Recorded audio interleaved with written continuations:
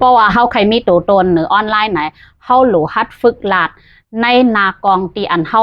ยิบไว้ฟงลุกนั่นอยู่กูข่าวยามเฮาหลูเลยฝึกหลาดอำว่าเฮาเตเฮ็ดอีสังเฮาเฮ็ดสังก็ขยาเฮาก็เอากว่าต่างด้วยให้ฝึกหลาดด้วยการฟ้องมือเฮาช้างตัวตนนั่นมันก็เตมีอยู่2หลองเฮาเตเฮ็ดไฮไลท์แค่ฟอลโลว่าก้นตีติดตามเฮานำก้นตัวเฮานำป้วย5อำนั้นก็เฮาใครช้างตัวตนเฮาไหนเฮาใครให้มันมีลองหยุ่มยำให้แลให้มีเงินเข้าให้แล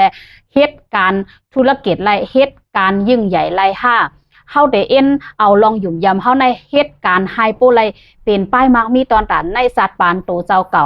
เนี่ยมันอยู่ที่เฮาก้อยค่ะเนาะการที่ว่าเฮามีตัวตนเนื้อเลี้ยงอันว่าเนี่ยตัวตนตีอันมีก้นต้วยนำเฮมีไล่ก็มีก้นตีว่าซื้อเซงลังกวายและช่างธุรกิจไล่ก็มันก็มีดอกใจค่ะเพราะดังนั้นเฮาโหลเลยมาถามตัวเจ้าเก่าว่าเฮาใครเป็นซึ่งหือเฮามามีตัวตนเนื้อออนไลน์อันว่าเนี่ยอันนั้นก็เฮาได้เฮ็ดให้มีลองหยุ่มยำเฮ็ดและให้เปิ้นใครสร้างธุรกิจจ้อมเฮาใครเฮ็ดโฮมนาการจ้อมเฮาอำนั้นก็เฮาใครเป็นก้นแค่มีซื้อมีเสงเฮ็ดให้เปิ้นฮู้จักเฮาหลายๆก้อยให้เปิ้นหันเฮานำเฮ็ดและให้เปิ้นตุ้ยเฮาไหลนำจังนั้นก้อย5ไหนมันก็อยู่ที่ตัวเจ้าเก่าค่ะเนาะการสร้างตัวตนหรือออนไลน์อันว่าไหนก็มันเหมือนจังคืออันไหนมันเหมือน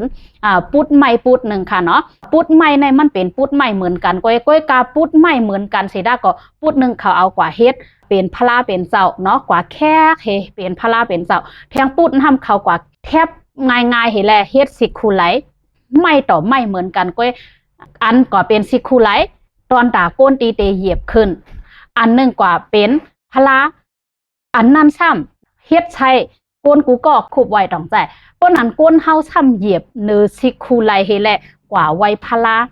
ต้องใจค่ะตั้งที่ว่าปุดไม่เหมือนกันก้อยในก็มันเหมือนกันค่ะเฮาช้างตัวไหนเหมือนกันเฮาช้างตอนตาไฮเปิ้นมาเหยียบเฮาเฮาช้างตอนตาไฮปุ้นหยุ่มยำเนื้อเฮาในก็มันก็อยู่ที่เฮาก้อยค่ะเนาะอำว่าเฮาเฮ็ดอีสังตัวตนมันเฮ็ดไรกูก็ก้อยกายอยู่ที่ว่าเฮาเตเฮ็ดตัวตนเฮานั่นน่ะเฮาเตเลิกอันไหลเฮาเตเลิกผายซึ่งคือในก็เฮามีสิทธิ์เลิกไรกูก็เหมือนกันค่ะเนาะย้อนนั้นแหละเนี่ยเป็นคือก็ย่าเฮาตื้นโหลไรจำเป็นทางตัวตนให้มันไหลในกาปานตีเหลวในค่ะเนาะกาปานก็เรียกไล่มากกูข้าวยามเป็นหือก็ย่าเฮาก็หลุดไรมีตัวตนอยู่ที่ว่าเฮาเลิกเอาไว้เฮาเตเลิกเป็นตัวตนซึ่งหือนั่นค่ะนะเนาะสังเสว่าใครฮู้ลองลีซอยติดตามกดไลค์กดแชร์ไว้ปันพองค่ะนะ